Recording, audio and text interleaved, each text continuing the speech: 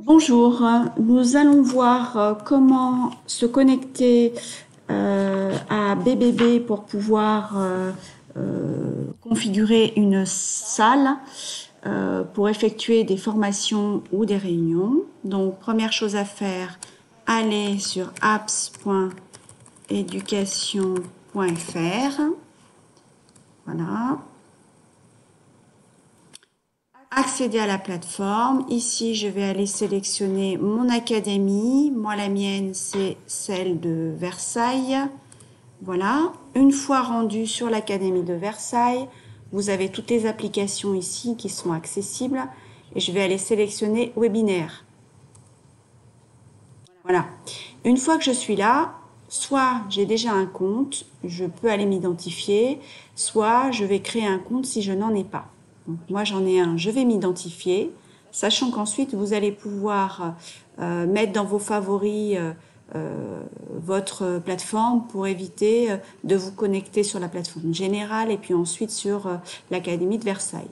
Donc, une fois que je suis arrivée ici, je ne vais pas cliquer ici pour lancer une réunion, tout simplement parce que si je lance ce type de réunion, je n'ai pas la possibilité de régler la réunion. Et puis, si je veux, par exemple, faire un enregistrement, je ne peux pas non plus. Donc, je vais aller ici dans mes salles de réunion et je vais créer une nouvelle salle de réunion que je vais appeler ici test. Par exemple, j'ai la possibilité de modifier le texte de bienvenue. Donc, bienvenue dans cette réunion, bienvenue dans cette formation, ce que vous voulez. Ne touchez pas les codes qui sont après, puisque c'est ce qui va permettre la mise en forme du texte. Ensuite, vous avez la possibilité de modifier le nombre de participants et également la durée maximale en minutes. Moi, je vous recommande de ne pas la modifier parce que si vous mettez par exemple 60 minutes pour une réunion, une formation d'1 heure et que vous souhaitez déborder, vous risquez d'être coupé. Donc, le mieux, c'est de laisser tel que. Ensuite, vous avez la possibilité d'ajouter une salle d'attente. Il suffit de cliquer pour qu'elle soit active. Là, je ne peux pas la mettre. Vous pouvez après, dans la partie gestion des permissions, ici, décider si vous voulez un verrouillage des micros, des caméras pendant toute la réunion, ou si vous souhaitez que ce soit uniquement au démarrage. Moi ici j'ai demandé simplement les micros fermés au démarrage, mais à vous de choisir ce que vous souhaitez. Ça peut être intéressant lorsque vous avez un webinaire par exemple, de verrouiller les caméras, verrouiller les micros et de ne laisser que la discussion privée.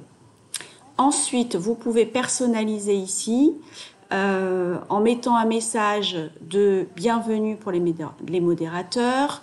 Et ce qui est intéressant sur cette partie, c'est cette possibilité de réutiliser finalement cette salle de réunion pour d'autres modérateurs, pour autre chose, avec d'autres modérateurs et d'autres participants. Et il vous suffit ici de cliquer sur ce petit pavé ici pour pouvoir, ce bouton ici, pour pouvoir renouveler le lien modérateur, pareil pour le lien participant. Et ensuite, vous avez la possibilité de modifier aussi le type d'enregistrement et de choisir un enregistrement automatique ou de choisir, comme je l'ai fait ici, autoriser le démarrage et l'arrêt de l'enregistrement par le modérateur, ce qui vous permet de décider quand est-ce que vous voulez le mettre en route et quand est-ce que vous voulez l'arrêter. Ensuite, créer. Voilà, votre réunion est prête. Donc, forcément, je reviens au début. Je ne clique pas là, sinon je lance une nouvelle réunion instantanée et je vais chercher ma réunion. Voilà, celle que je viens de construire, elle est là. Test. Je vais la lancer. Voilà, j'ai juste ici à sélectionner comment je souhaite rejoindre. Moi, j'ai besoin du micro, donc je le mets.